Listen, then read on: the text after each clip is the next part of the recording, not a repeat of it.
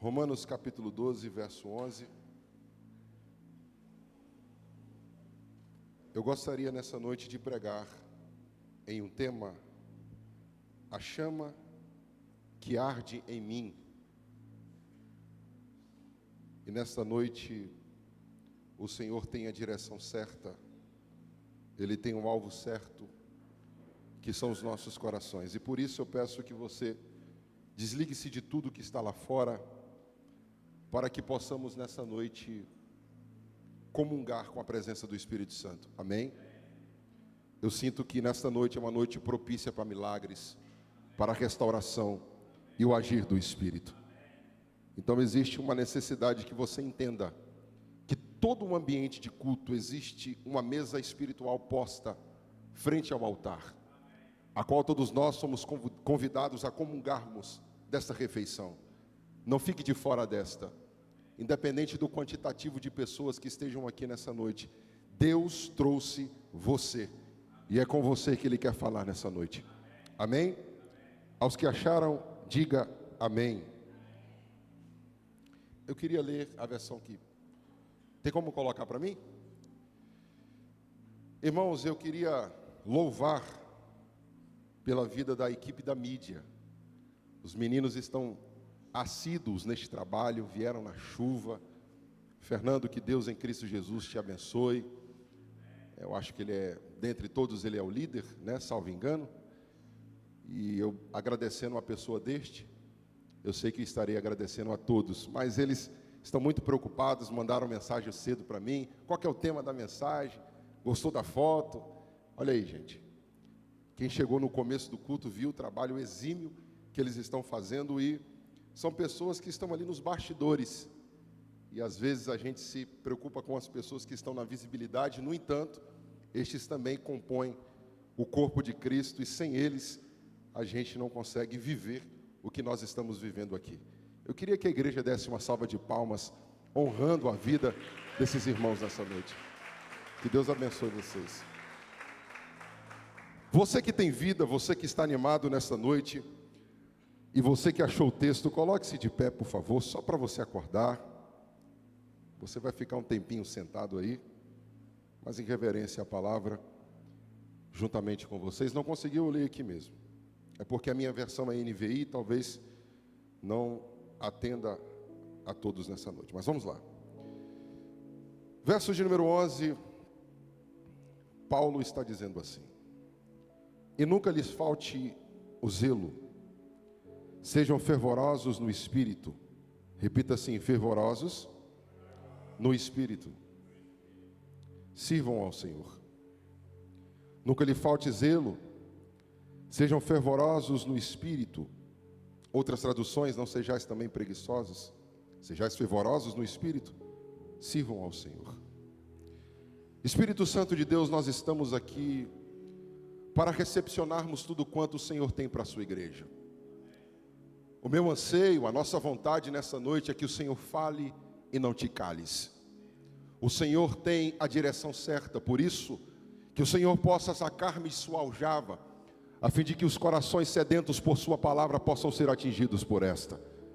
Que o Senhor possa se manifestar, e que neste lugar, que neste âmbito, o Senhor possa promover um avivamento espiritual aqui neste lugar, a começar por mim, a começar por sua igreja que se encontra aqui nesta noite. Em nome de Jesus. E a igreja senta adorando ao Senhor. Glória a Deus.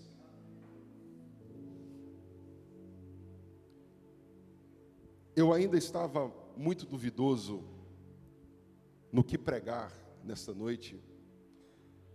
E eu estava escrevendo esse sermão. Eu vou pregar na segunda-feira em uma festividade de uma igreja, e eles me deram um tema.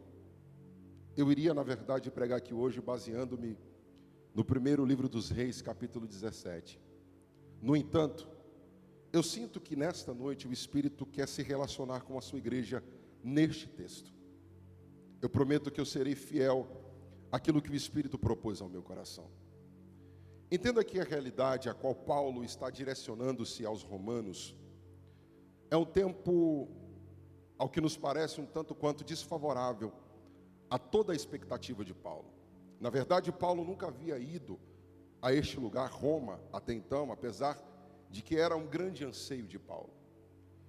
Na verdade, judaizantes, ou seja, judeus convertidos ao cristianismo, acreditavam em Cristo, no entanto, não se abdicaram, não abriram mão da lei, porquanto estes acreditavam na pessoa de Cristo, mas também mediante as obras da lei. E Paulo, nesta carta, bem como nessa epístola, quero abrir parênteses aqui, porque toda epístola é uma carta, mas nem toda carta é uma epístola. Isto porque quando nós tratamos de carta, esta é direcionada a uma pessoa, a alguém em específico. Mas quando nós nos relacionamos quanto à epístola, estas tratam de forma geral, é um público geral. É por isso que Paulo está escrevendo de uma forma abrangente aos romanos. A verdade é que estes judaizantes, estes judeus, eles estavam levantando borburins acerca da pessoa de Paulo. Alguns estavam falando que Paulo era um abolidor da lei, outros estavam dizendo que Paulo era um transgressor, um mercenário, interesseiro. É por isso que a epístola de Paulo aos Romanos não é um tratado teológico. A verdade é que o anseio de Paulo é evangelizar essas pessoas que até então não haviam sido alcançadas por esta graça verdadeira. A verdade é que Paulo está aqui na carta aos Romanos evidenciando dentro do compêndio bíblico, na verdade, a mini-bíblia, o mini-evangelho. Porque quando olhamos para a carta de Paulo aos Romanos, vamos ver que é de fato a descrição de todo o evangelho nesse tratado aos Romanos. Mas é interessante que quando nós olhamos para o capítulo número 12, ele está nesta harmonia, ele segue esta sequência lógica de ensinamentos, de exortações de Paulo para essa comunidade. Observe que o texto a qual você leu, Paulo está exortando, está ensinando, admoestrando e sendo muito convidativo a este povo, dizendo a este: nunca lhe falte zelo, nunca lhe falte. Observe que a palavra zelo aqui no grego, em sua etimologia, é a palavra expode. Essa palavra não quer dizer apenas ser zeloso, mas essa palavra nos dá a ideia de alguém que está em plena afobação por algo, ansiedade em fazer alguma coisa, nos traz a ideia também de desespero, desespero em fazer com diligência algo que o chama muito a atenção. E logo então, depois de Paulo convidar a este público a serem zelosos, Paulo está dizendo da seguinte forma: não sejais preguiçosos, no entanto, sejais fervorosos no Espírito.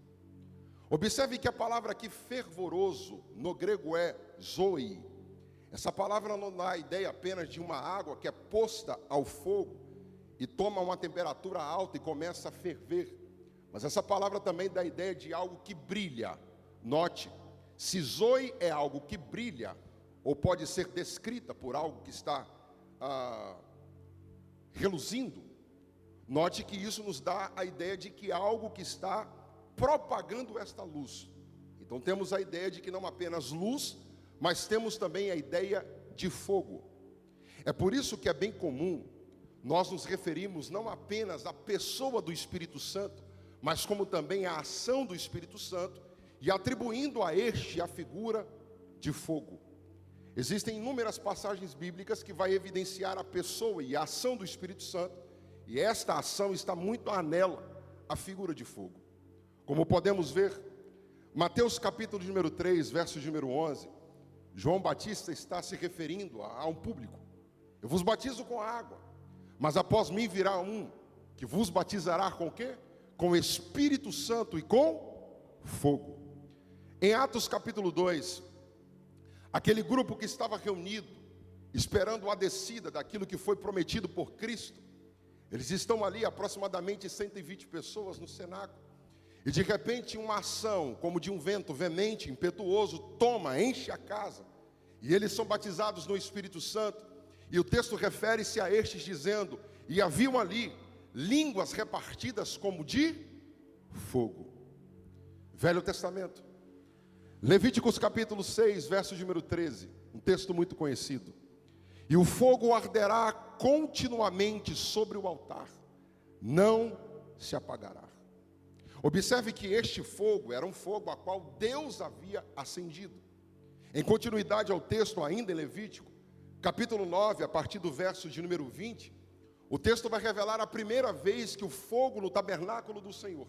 Tabernáculo era a casa de Deus, morada do Senhor no período veterotestamentário, onde Deus decidiu habitar no meio dos hebreus.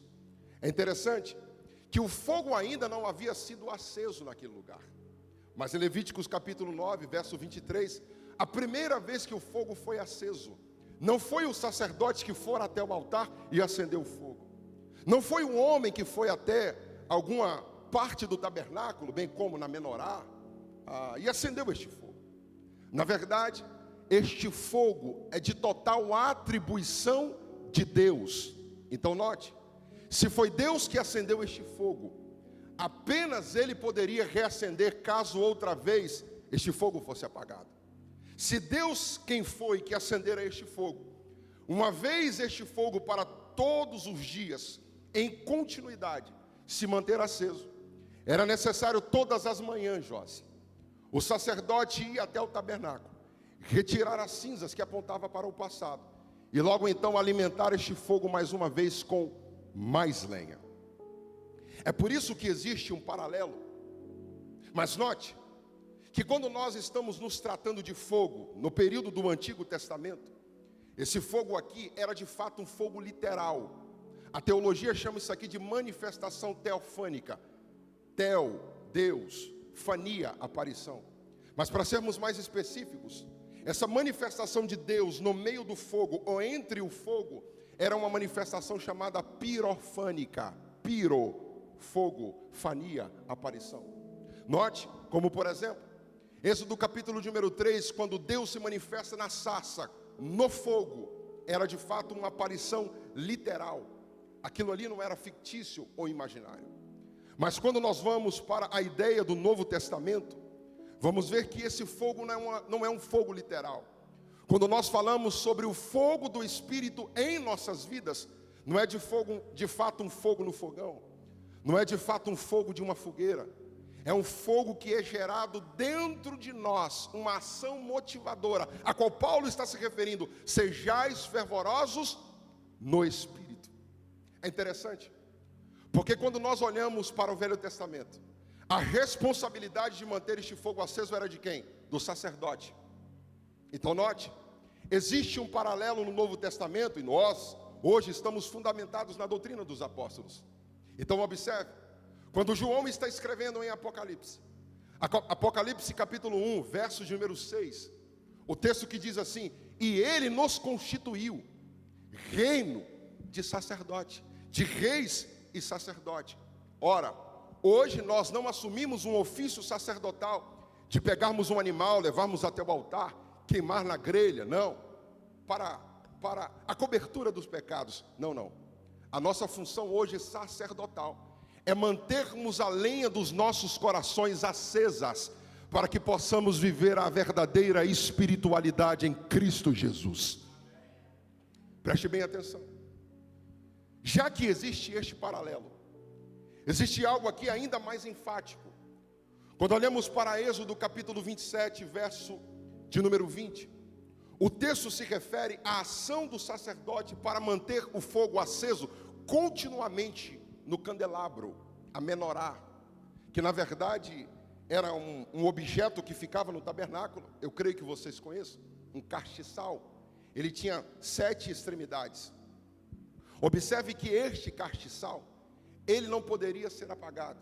A menorá não poderia ter esse fogo apagado. Existe um grande exegeta, um grande comentarista, um rabino por nome de Irashi. Ele fala que de fato esta menorá, sim, ela ficava acesa por toda a noite, mas na parte da manhã, esta menorá se apagava. No entanto, eu penso que isso aqui seja uma meia-verdade, até porque, de fato, a menorá não ficava acesa durante o dia. No entanto, à noite ela tinha todas as suas extremidades, ou seja, as 7 extremidades acesas. Mas quando chegava na parte da manhã, 6 extremidades se apagavam, e só ficava a extremidade do meio, e aquilo ali aponta para o fogo de Deus, porque Deus é o centro de todas as coisas. Eu estou te fazendo todo este plano de fundo para que você entenda o que o Espírito quer para com as nossas vidas nessa noite. Note que, como um paralelo deste ofício sacerdotal, enquanto é manter o fogo desta menorá, deste castiçal aceso, note que quando no primeiro livro de Samuel, capítulo 3, verso 3, o texto que diz assim: mas antes que a lâmpada do Senhor ali, o castiçal, a menorá, o candelabro, antes que a lâmpada do Senhor se apagasse, o Senhor decidiu falar com Samuel. A questão é, por que a lâmpada do Senhor estava prestes a se apagar? Porque se o texto está dizendo, antes que a lâmpada do Senhor se apagasse, o Senhor decide falar com Samuel. Isso significa que a lâmpada poderia sim se apagar. Porque na verdade, todas as vezes que nós negligenciamos o nosso ofício sacerdotal em manter o fogo aceso dentro de nós, essa lâmpada tende a se apagar, a ficar opaca, a perder o seu brilho. Mas eu tenho uma boa notícia para te dar nessa noite. Porque todas as vezes que uma geração falhou, Deus ele não consertou aquela geração. Por que a lâmpada do Senhor estava prestes a se apagar? Porque Eli, o sumo sacerdote, estava negligenciando o seu ofício. A sua casa estava uma bagunça, tanto é que estes eram descendentes de Arão. Os seus filhos, Ofni e Finéias, negligenciaram este ofício. Foram prostitutos do altar. O resultado disto é que Deus estava contando com um novo alguém. É por isso que o texto diz: mas antes que a lâmpada do Senhor se apagasse, olha o cuidado de Deus. Porque para todo tempo de caos, porque para todo tempo de frieza espiritual, porque para todo tempo de apostasia e declínio espiritual, Deus sempre se encarregará de levantar um homem e uma mulher para a nossa história. E quem sabe esta pessoa é você. E quem sabe esta pessoa sou eu, somos nós. Nós precisamos entender. Existe um homem por nome de Stephen Albert. Ele diz assim: a espera de um avivamento geral não pode ser uma desculpa para não vivermos um avivamento pessoal. Eu vou repetir isso aqui. A espera por um avivamento geral não pode ser desculpa para nos isentarmos, tornar como desculpa de vivermos um avivamento pessoal. Repita assim comigo nessa noite: o avivamento. Mais forte, o avivamento começa em mim. Amém?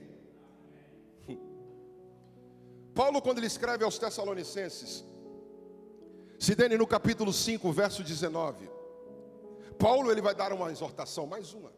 Paulo ele vai dizer assim, ó: e não extingueis o Espírito. Na verdade, nenhum ser humano poderia acabar com a pessoa do Espírito.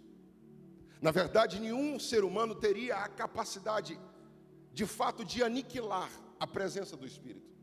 Porque o Espírito Santo é Deus. Uma vez que Deus deixa de existir, o universo também deixa de existir. Na verdade, quando Paulo está se referindo, e não extingueis o Espírito, na verdade, em outras traduções, Paulo está dizendo assim, ó: e não apagueis o Espírito. Queridos, nós precisamos entender que a igreja está vivendo o pior declínio, o pior momento espiritual da sua vida. A verdade é essa. Até porque, queridos, quando nós olhamos para a realidade da igreja, hoje nós temos os melhores templos, hoje nós temos o melhor de pessoal, temos médicos, nós temos empresários, advogados, pastores dos mais doutos possíveis, eruditos, estudiosos. A questão é que nós crescemos em quantitativo, nós crescemos muito. Hoje a igreja já não pode mais dizer nós não temos ouro e nem prata. Como Pedro dissera em Atos capítulo 3, aquele paralítico frente à porta formosa. Pedro dissera para ele: nós não temos ouro e nem prata, mas tudo que nós temos, nós te damos. Faz o seguinte, levanta e anda. O problema é que hoje nós temos sim, temos ouro, nós temos prata. Mas sabe qual que é o grande problema do século 21, da igreja brasileira? é que hoje, infelizmente, muitos de nós já não podemos dizer levanta e anda. A igreja tem tudo. Antigamente as pessoas andavam quilômetros e mais quilômetros para virem aos templos, de bicicleta, a pé ou até mesmo a cavalo. Não era desculpa sair das suas roças e vir para o lugar do templo. Hoje nós temos os carros mais modernos, híbridos. Muitos têm a sua caminhonete, muitos têm a sua picape, outros têm a sua moto. E quem dirá uma bicicleta atual? Queridos, nós precisamos entender que a igreja do primeiro século, o texto é muito enfático em Atos dos Apóstolos ao dizer que 12 apóstolos, estes viraram o mundo de cabeça para baixo. Hoje nós somos quantos milhões de cristãos protestantes? O Senhor que é bom em estatística, aproximadamente quantos? 40 milhões de protestantes. 12 apóstolos viraram o mundo de cabeça para baixo. Mas hoje a igreja é composta por aproximadamente 40 milhões. Esta não faz nem cosquinha no inferno. O problema é que quando nós olhamos para a igreja de outros tempos, quando nós olhamos para os tipos de crentes, vamos lidar assim, eram pessoas que tinham postura ante a sociedade. Quem aqui viveu um tempo onde a credibilidade era tanta dos cristãos, apesar de serem intitulados o pior da sociedade, falar que era crente é falar de alguém desfavorável na sociedade, alguém pobre. Seria até vergonha dizer que é crente. Dizer para alguém a paz do Senhor na rua, eu creio que a irmã Maria pegou essa fase. Ser crente, de fato, para muitos era algo inferiorizado. Mas existiu também nesta época pessoas que para comprar uma coisa não precisavam de cartão de crédito, embora nem existisse. Não precisavam de cheque, não. Eram pessoas que diziam assim, ó, vou pagar dia 10. E quem estava vendendo, credibilizava. Hoje em dia, a gente compra e não paga.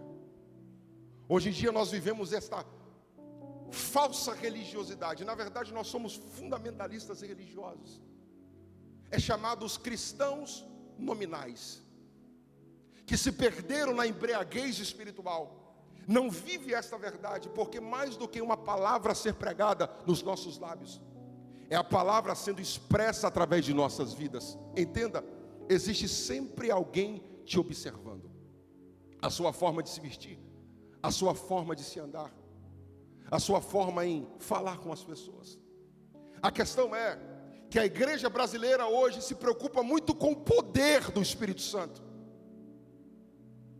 Só que a prioridade de Deus não é poder, porque o poder me eleva, o poder diz que eu sou bom, o poder me proporciona arrepios, e às vezes eu sou um fanático por sensações. Entretanto, hoje a nossa base de fé é vivermos não por vista, não por sensações, mas por uma essência que existe dentro de nós mediante a palavra. O problema é que quando nós olhamos para a igreja atual, é a unção da lagartixa, é a unção de Michael Jackson. Esses dias eu vi um homem dançando Michael Jackson no púlpito. Absurdo. As igrejas hoje, me perdoem, não é preconceito, esse vídeo está sendo transmitido, não é preconceito, mas hoje o meio cristão, alguns cultos se parecem mais com o culto afro do que propriamente o verdadeiro cristianismo. As pessoas se preocupam muito com o poder. Quando Paulo ele escreve aos Gálatas capítulo 5, verso 22, e os frutos do Espírito são, primeiro, é poder. Qual o primeiro fruto do Espírito? Amor. A verdadeira igreja que vive a verdadeira religiosidade, a verdadeira convicção, o verdadeiro cristianismo, melhor dizendo, é uma igreja que tem amor. Repita assim comigo: Senhor Jesus, coloque em meu coração mais amor. Eu quero te provocar nessa noite. Às vezes nós nos assentamos aqui e a nossa preocupação é: será que de fato a palavra vai falar comigo? Eu quero sentir aquele louvor que arrepia. Eu quero sair daqui carregado na maca. Mas a questão é: as manifestações de Deus são extraordinárias. não é pormenorizando as ações de Deus, mas a questão é, qual é a sua prioridade? Eu quero te provocar nessa noite ao te perguntar, você ama a Deus? Nós amamos a Deus como de fato Deus deva ser amado? Quer ver o que eu vou te dizer nessa noite? O nível do nosso amor por algo é revelado pelo tempo disposto a este. Repito para você assimilar. O nível do nosso amor por algo é revelado pelo tempo disposto a este. Vou te fazer uma pergunta. Você ama a Deus? Você que está em casa também, que esta pergunta ecoe na sua sala. Você ama a Deus? Um Deus que faz questão de se relacionar com você. Esses dias, eu nem ia falar sobre isso para não tomar muito tempo, mas eu estou sentindo no Espírito, é Ele quem rege o culto. Esses dias eu estava estudando acerca da grandiosidade deste Deus ao olhar para o universo. Observe que a luz do sol que irradia em nossa pele, ela demora cerca de 8 minutos para chegar aqui na Terra. Essa luz caminha cerca de uma velocidade de aproximadamente 300 mil quilômetros por hora. Essa mesma luz demora um tempo aproximado de mais 5 horas até chegar em Platão. Essa luz do sol que irradia aqui em 8 minutos, ela vai fazer um percurso de aproximadamente 4 anos e 4 meses até chegar na próxima estrela. É só para você entender o tamanho, não é para você de fato assimilar, é para você ficar boquiaberto, entender o tamanho do universo. Mas que para Deus, isso tudo é a distância de um só grito. Você precisa entender que Deus, em sua grandiosidade e em sabedoria, olhe para o tamanho do universo, não é para olhar para a terra apenas, embora só isso já nos assustasse. Este Deus grandioso, esse Deus que é eterno, Ele poderia não fazer questão de se relacionar com você, mas Ele criou você para ser parte de sua família. Louvado seja o nome do Senhor Jesus nessa noite. Eu quero te provocar, você ama a Deus? O salmista no Salmo número 5, verso 3, ele diz assim, pela manhã ouvirei a minha voz, pela manhã te apresentarei a minha oração e ficarei esperando. Às vezes nós esperamos por manifestações de Deus, mas a questão é, qual tem sido o nosso tempo de qualidade, ou como tem sido o nosso tempo de qualidade com o nosso Criador? Quando você acorda, o que você faz? Você agradece? Ou você vai direto para o Instagram para saber da vida do outrem? Quando você acorda, o que você faz? Você pega no celular? Ou vai de fato se relacionar com o seu Deus? Queridos, uma vez perguntaram para um pássaro, qual é a sua asa mais importante? A asa direita ou a asa esquerda? É a mesma coisa de perguntar para um cristão, o que é mais importante para você? A oração ou a palavra? O problema é que nós vivemos reféns de falsas heresias. Nós vivemos refém de uma falsa religiosidade. Por quê? Porque cada vez que nós negligenciamos a nossa intimidade com Deus, é como Eva, que dia após dia foi cedida a cair em tentação pela serpente. Porque todas as vezes que nós abrimos mão do nosso sacerdócio, da nossa gestão de vida espiritual, nós estamos muito vulneráveis à voz da serpente dentro dos nossos corações. Queridos, o Espírito Santo quer um tempo de amor, que nós voltemos ao primeiro amor, às nossas primeiras obras. Apocalipse capítulo de número 22, verso de número 17, o texto é muito enfático a dizer: o Espírito e a noiva dizem, vem. Observe que existe uma ordem, existe uma hierarquia. Não é a noiva e o Espírito dizendo, vem. É quem? É o Espírito em harmonia com a noiva, dizendo, vem. Observe que o escritor, que é João, inspirado pelo Espírito, ele está evocando esta prioridade e mostrando que a noiva por si só, ela não tende a amar a Deus. Até porque nós estamos envoltos por uma carne que é tendenciosa a querer o mal. Nós estamos envoltos por uma carne que é de carne e osso. Essa carne aqui tem vontades, vontade das mais absurdas. Eu posso estar pregando aqui, quem sabe a gente não Não faça o diagnóstico olhando para as aparências, mas às vezes o que se passa em nossas cabeças, se de fato nós tivéssemos o mesmo olhar clínico daquele que tudo vê, nós iríamos ficar absurdados. Mas a questão é, hoje nós temos a garantia de que nós não vivemos por esta carne, nós vivemos subordinados à orientação do Espírito Santo. É por isso que quando Paulo ele escreve aos Gálatas capítulo 5, verso 16, Paulo ele diz assim: os que são guiados pelo Espírito, estes não cederão às concupiscências, às vontades da carne. É por isso que é o Espírito e a noiva dizendo vem. Sabe qual que é o problema? É que a noiva, ela não quer que o Senhor volte. A noiva quer que o Senhor retarde, porque uma vez o Senhor retardando a sua vinda, essa noiva consegue aproveitar. Há quem diga, o Senhor pode até voltar, mas que o Senhor volte depois de eu ter me casado, que o Senhor volte depois de eu ter tido as minhas realizações profissionais, que o Senhor volte depois de eu ter me estabelecido financeiramente. O Senhor pode voltar, mas não volte agora. Por quê? Porque eu quero primeiro desfrutar disso aqui. Isso não é um amor. É como Pedro, no Evangelho de Jesus, segundo escreveu João, capítulo 6, a partir do verso número 60, o texto é muito claro, quando Jesus agora está em um sermão, e este sermão é um dos sermões mais pesados de Jesus.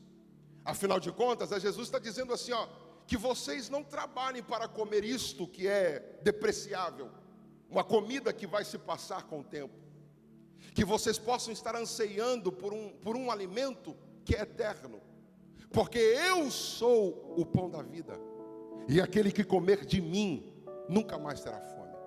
Os religiosos, estupefatos diante desta fala de Jesus, os religiosos vão dizer, como assim? O maná que desceu do céu? Espera aí, você de fato é o Filho de Deus? Se você de fato é o Filho de Deus, nós os conhecemos como filho de José e Maria. Ficaram absurdados diante do discurso do mestre.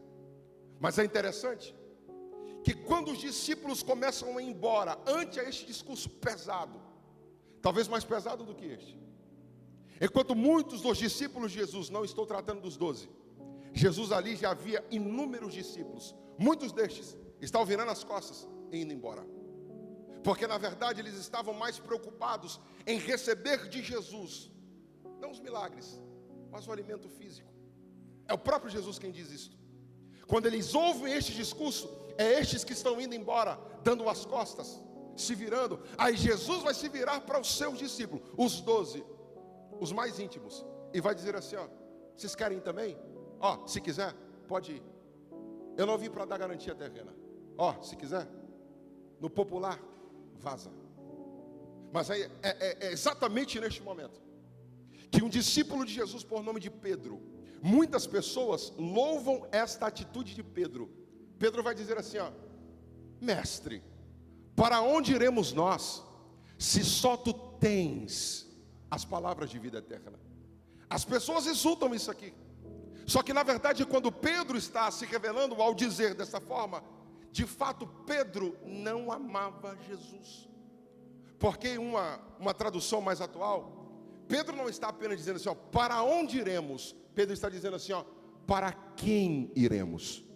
Era uma forma de Pedro estar dizendo mais ou menos assim, espera aí, é só o Senhor que me dá garantias terrenas.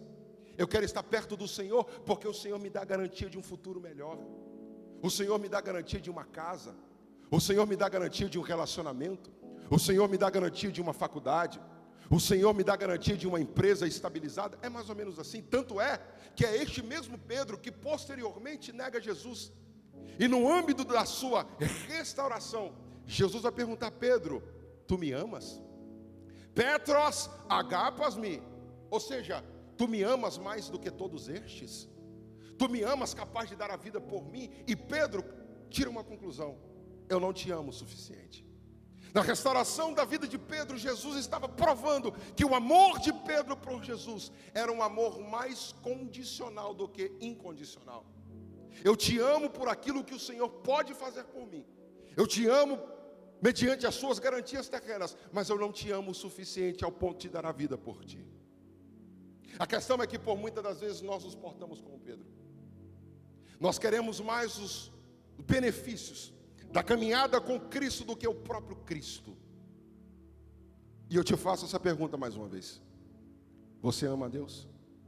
Você ama a Deus ao ponto de abrir mão daquilo que você mais ama aqui na terra? Porque se de fato Deus, se Jesus não for prioridade na sua vida, você está vivendo em vão.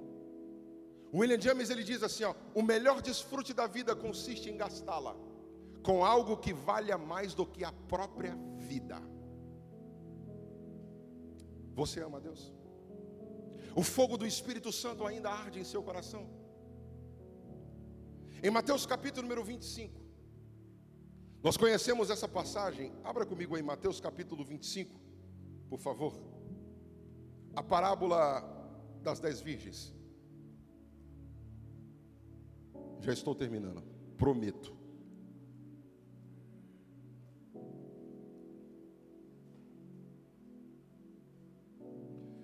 Observe que esse contexto, ele é de fato muito cabível à nossa conversa nessa noite. Porque Mateus capítulo 25, Jesus está se utilizando-se de uma parábola. Era uma forma a qual Jesus gostava de pregar, porque esta atingia um público específico. Note que Jesus está fazendo referência a um âmbito de casamento. Só que este casamento aqui nós não podemos ver de acordo com a nossa vivência do Ocidente. Não é um casamento como nós vemos no cartório, depois a gente vem para a igreja, a noiva entra de véu e grinalda, e é apenas um dia. Na verdade, esse casamento é exemplificado como tal. Era mais ou menos assim: o noivo saía com o seu melhor amigo com um animal de montaria.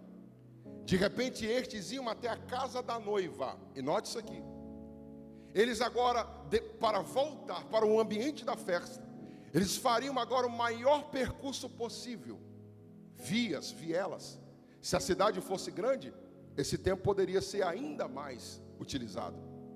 A questão é que essas 10 virgens aqui, essas 10 moças, elas foram convidadas para este casamento. Só que aqui tem uma questão: elas estão indo para o ambiente da festa, mas elas não sabem quanto tempo o noivo vai demorar até voltar desta caminhada. É por isso que essas têm que levar azeite de reserva. A questão também é, algumas pessoas são equivocadas nesse pensamento. As 10 lamparinas estavam acesas. Todas elas saem de casa com as lamparinas acesas. Mas o que define a vida cristã não é o começo. O que define a vida cristã não é o meio. O que define a vida e a espiritualidade de nossas vidas é como nós iremos chegar naquele grande dia. Porque existem pessoas que vivem de passado. No passado eu cantava, no passado eu pregava, e tem algumas dessas que até se orgulham disso. Tem algumas que enchem a boca para dizer: nossa, eu pregava e fogo caía. Mas a questão é: e hoje, como é que está? Como é que está a vida? O tempo depreciou a sua história com Deus? A verdade é que em Deus nós não temos passado, em Deus nós temos história. O que você fez no passado não foi invalidado, mas a questão é: como está você hoje?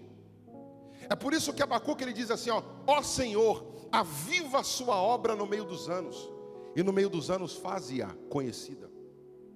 Quando nós olhamos para essas 10 aqui, as 10 saem com as lamparinas acesas. E Gabriel, por que tinham que sair com as lamparinas acesas? A questão aqui é muito simples. Os casamentos aconteciam em dias de luares, isto é, eram noites claras. Mas quando nós olhamos para o âmbito do Oriente Médio, o que seriam 10 moças saindo em uma região altamente preconceituosa? O que seria dessas 10 moças saindo em noite escura? O que as pessoas haveriam de pensar destas ao olharem para elas no meio da caminhada? É por isso que elas não tinham que andar com a lamparina na altura da cintura. Elas não tinham que andar com as lamparinas na altura dos seios. Elas tinham que andar com a lamparina na face. Porque quem estivesse olhando do lado de fora iria se perguntar: quem é aquela no meio da caminhada? Não teria dúvida. A minha questão é: quem tem sido você em sua caminhada? Quando as pessoas olham para você, o que elas têm decifrado em você? A lamparina é na face. Eu queria ser boca de Deus para profetizar algo aqui muito específico. Jeová vai estender novamente esta lamparina na sua face. Você irá resplandecer novamente o brilho do Espírito Santo sobre a sua vida. Elas estão caminhando. Note, as 10 estão com as lamparinas acesas e erguidas. Só que agora com um detalhe: 5 apenas levam azeite de reserva. A questão é, o azeite não poderia ser levado no alforje, numa mochila, numa bolsa. O azeite teria que ser levado no dedo anelar. O nome desse dedo aqui é anelar, né? No dedo anelar. Era uma corda que pendurava em um recipiente, e estes tinham que andar assim, uma mão a lamparina na face e a outra o azeite pendurado. Por que isso, Gabriel? Porque se uma vez a lâmpada se apagasse sem querer, ela teria azeite visível e com facilidade. Porque o azeite de Deus nas nossas vidas é assim. Ele foi feito para ser visível. Ele não foi feito para ser escondido. Porque a unção de Deus é assim. Quem tem, tem. Quem não tem, vamos buscar. A unção de Deus é visível, irmãos. Uma pessoa cheia do Espírito Santo, no lugar a qual ela entra, o ambiente muda. A Bíblia diz que a glória de Deus, a sombra de Pedro, que era evidenciada pela ação do Espírito Santo, uma cobertura espiritual, as pessoas entravam dentro dessa sombra de Pedro, eram curadas, viam manifestações. Porque nós, quando andamos com azeite visível, as pessoas veem isto em nossas vidas. E elas estão indo para um ambiente da festa. Por que, Gabriel, você está pegando logo Mateus 25? Porque eu acho que isso aqui é muito propício para nós nessa noite. Quando de fato elas se cansaram no meio da caminhada, note, eu vou perguntar para vocês, vamos interagir. Quem dormiram foram as 5? Só foram as 5? Quem dormiram? As 10 dormem. Porque momentos de desânimo todos nós podemos passar. Todos nós, um dia, vamos enfrentar uma noite de escuridão da alma. Quem aqui já não acordou alegre, feliz, para viver um novo romper em Deus, mas em contrapartida, um mês depois, estava totalmente cabisbaixo? A prova disso é Elias. Fizeram fogo cair do céu, mas é o mesmo Elias que lutou contra os profetas de Baal, de Azerá, mas era o mesmo homem que estava debaixo de uma árvore pedindo a morte.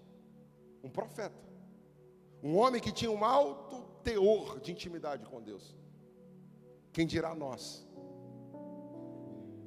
O desânimo, ele pode ser sim pertinente.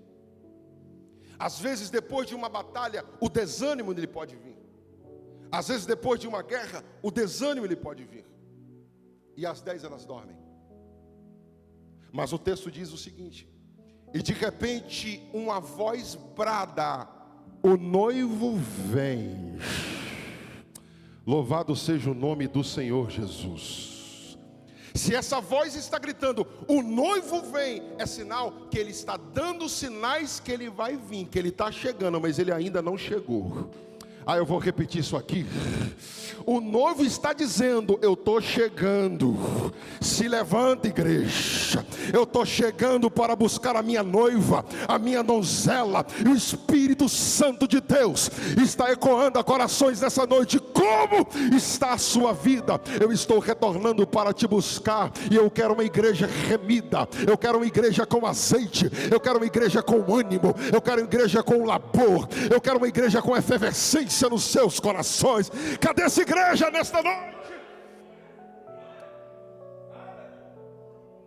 Eu sinto graça do Senhor Jesus aqui nesta noite.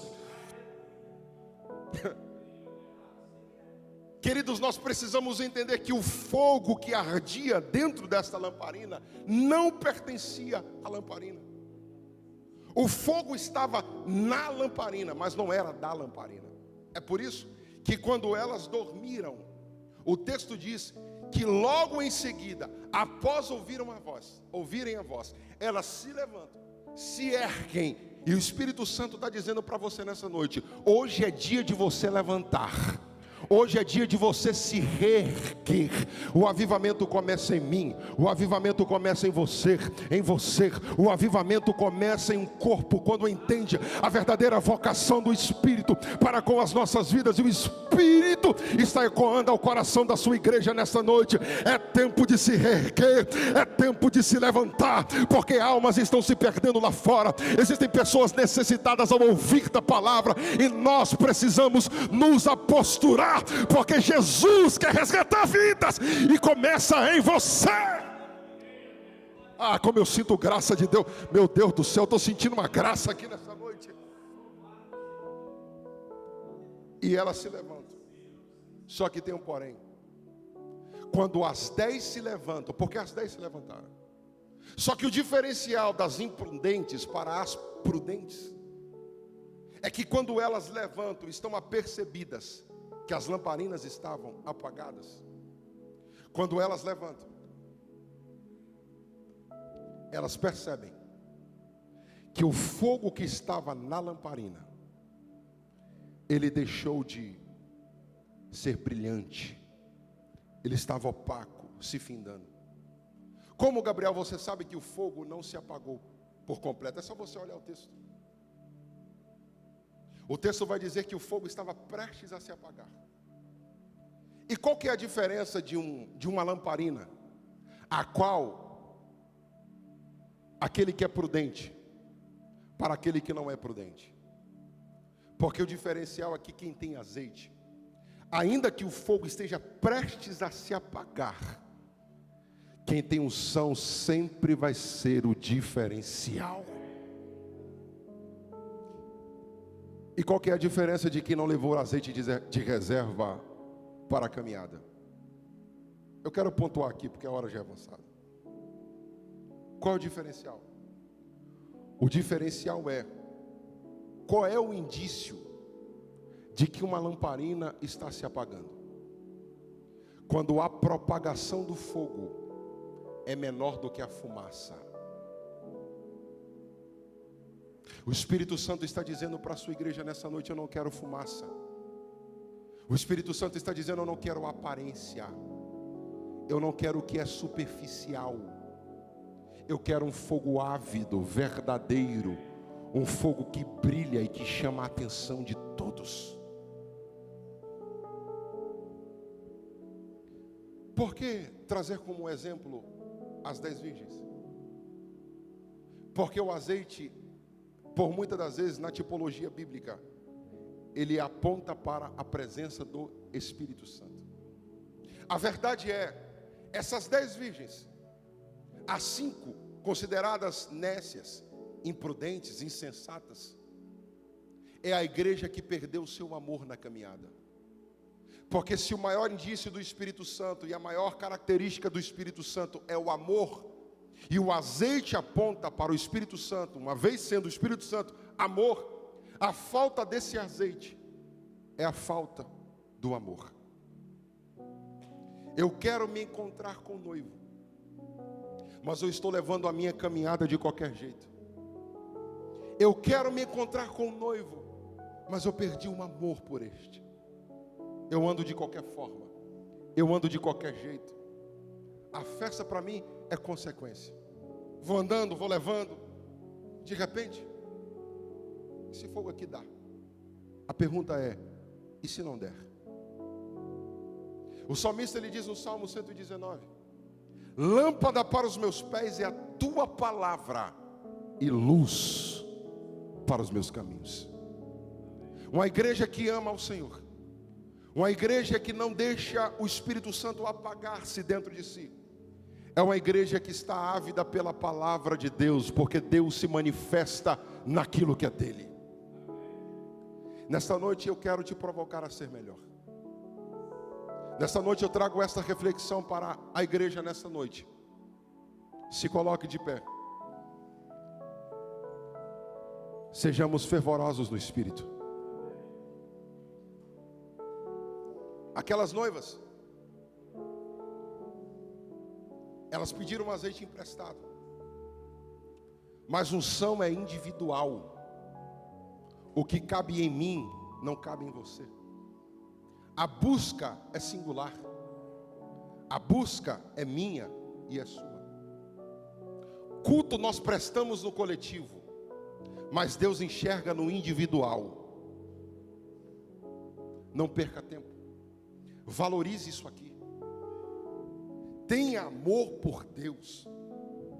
Não sente aqui mais como um membro qualquer. Talvez que não tenha nada para fazer. Ame a Deus. Hoje, quando eu vi Joyce ministrando, o meu coração se encheu dentro da fala dela. E eu sei o que ela está falando é verdade. Porque conversando com a Joyce há um tempo atrás, algo me chamou muita atenção. Quando Joyce tendeu-se a valorizar mais a casa de Deus, ao abrir mão até do seu trabalho, entre aspas. Não foi negligência. Ela sabe de fato as suas prioridades. E quando ela estava falando hoje ali, o Espírito Santo falou muito ao meu coração. Esse lugar aqui é o melhor lugar do mundo, irmãos. Valorize o tempo com Deus. Ame ao Senhor. Na verdade, quando nós olhamos para aquelas 5 prudentes, a porta se abriu para estas. As insensatas ficaram do lado de fora. Só que no âmbito do Oriente Médio, na verdade, aquilo ali só foi uma pausa para negociação.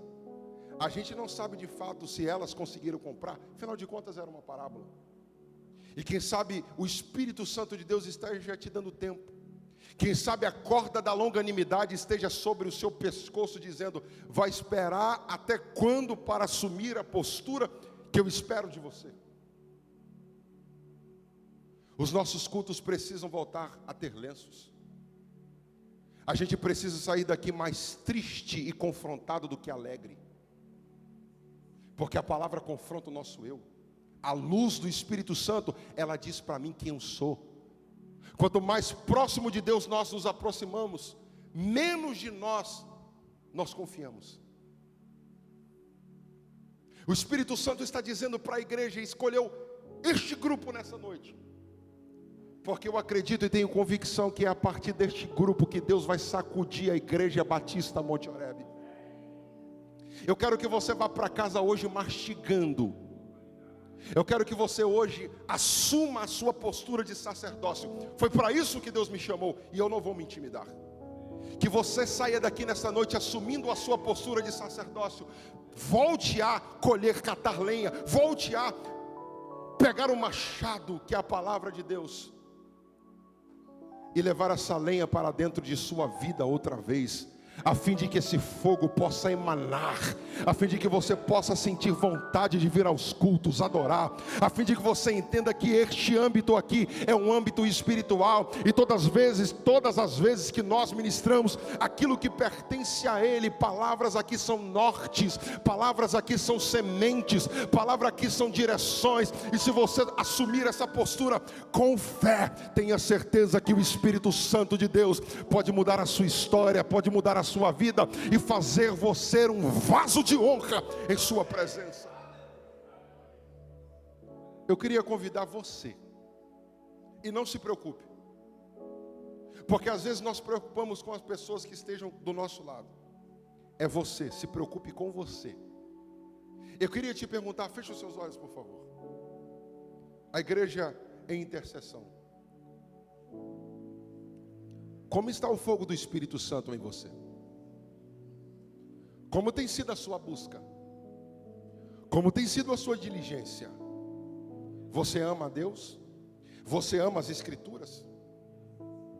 Você tem lido a palavra dele tem ecoado dentro de você? Existe motivação?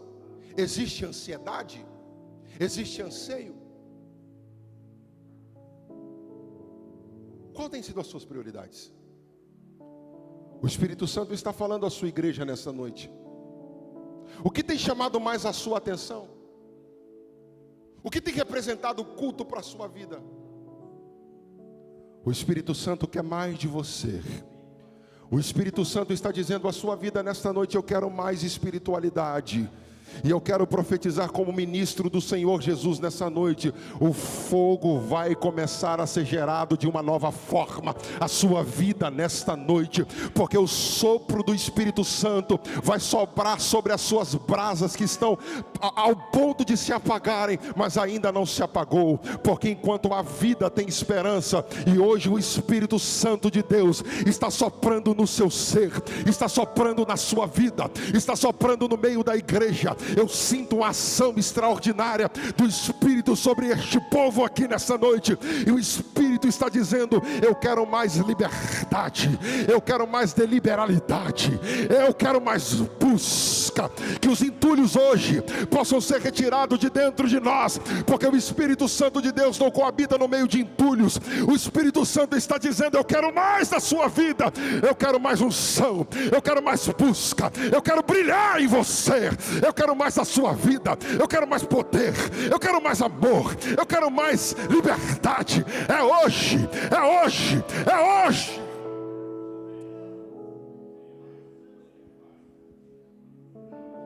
A igreja é intercessão. Não abra os olhos. Só você que nessa noite, você que sente que a sua lamparina não se apagou, mas você já não tem mais o mesmo ânimo na caminhada. E te digo, é comum, pertence à nossa humanidade. Quem sabe nessa noite você está assim, opaco, não tem brilho. Eu queria que você viesse aqui. Isso aqui não é exposição, isso aqui é espiritualidade,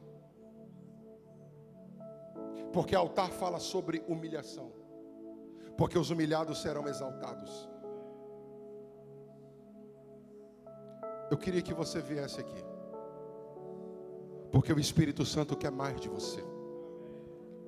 O Espírito Santo quer trabalhar em seu interior. O Espírito Santo quer trabalhar em sua vida. Custódio.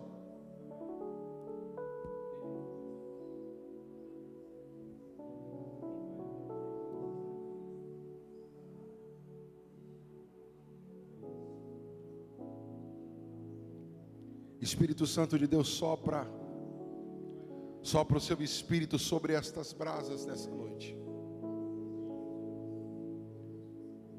Você tem a liberdade de vir até o altar, e eu, como agente credenciado pelo Espírito Santo, eu quero impor as minhas mãos sobre você, porque o Espírito Santo quer mais. O coração contrito, o coração quebrantado, o Espírito Santo ele não rejeita. Que você possa quebrar o protocolo nesta noite. Aproveita que hoje nós estamos em um grupo mais familiarizado, e vem até o altar. Você que está com a sua lamparina ao ponto de se apagar. O vergonhoso é quando nós não nos mostramos diante de Deus e queremos nos esconder atrás das nossas capas, máscaras. O Espírito Santo não está preocupado com isso. O nosso arrependimento, ele tem que ser mais escandaloso do que o escândalo do nosso pecado. E altar, ele fala sobre humilhação. Essas pessoas que estão aqui nessa noite entenderam a palavra, que não é uma palavra por palavras de persuasão. A palavra com a ação do Espírito, ela resulta em mudança. As lágrimas são as seivas de uma árvore que foi ferida pelo Espírito, mas o Espírito que fere é aquele que cura. Espírito Santo de Deus, sopra nesta noite, como o Senhor soprara no dia de Pentecoste, como vento veemente e impetuoso, gerando temor, gerando o equilíbrio do seu espírito. Que a começar destes que estão aqui nesta noite, que o Senhor possa hoje gerar um novo povo, gerar vida neste lugar, a fim de que saiamos daqui com as nossas espadas erguidas, para que possamos enfrentar as batalhas espirituais que estão por vir. O Senhor tem gritado: o noivo está chegando. Precisamos estar ávidos, precisamos voltar ao primeiro amor. Igreja de Éfeso, lembra-te, pois, onde caístes, porque perdestes o primeiro amor. Jesus está dizendo: eu quero que vocês voltem ao primeiro amor. Eu quero que o primeiro amor volte para este âmbito, que a preocupação maior seja em me adorar, acima de todas as coisas, acima de qualquer intempérie, desafio, declive, a minha presença possa sobrepor todas as coisas. O Espírito Santo de Deus está trabalhando aqui neste lugar. Eu não queria demorar. Espírito Santo, que o Senhor gere vida aonde há vale de ossos secos.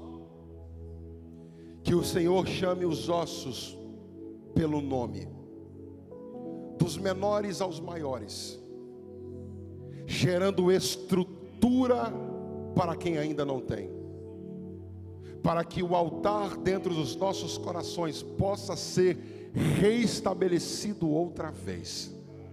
Que o Senhor possa restaurar sacerdócios aqui nesta noite, que sacerdócios espirituais possam ser estabelecidos outra vez, e que a Igreja Batista Monte Oreb entenda, com o auxílio da pessoa do seu Espírito Santo que está aqui dentro de nós, que o Senhor quer voltar para buscar uma igreja que vive de fato o verdadeiro cristianismo. Eu oro, Pai, e te peço e te agradeço por ser um mensageiro estabelecido do Senhor, ainda que seja uma palavra pesada, mas o Senhor tem um propósito para todas as coisas. Muito obrigado, porque eu sei que vidas sairão daqui restauradas. Eu estou muito feliz na pessoa do seu Espírito Santo. Tu és o nosso amigo fiel, Tu és o nosso consolador, Tu és aquele que convence o homem do pecado, da justiça e do juízo.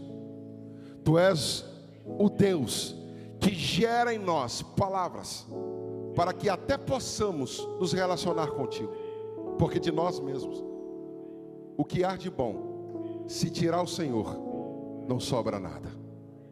Por isso nós te agradecemos, nós te louvamos. Muito obrigado por tudo, Paizinho. Nós te amamos.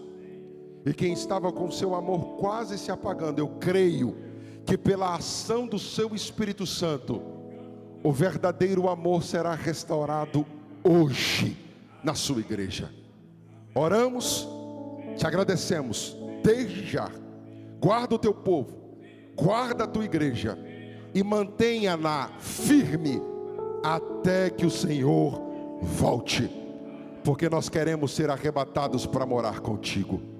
A igreja que quer ir para o céu, dê o maior brado de glória que você possa dar nessa noite.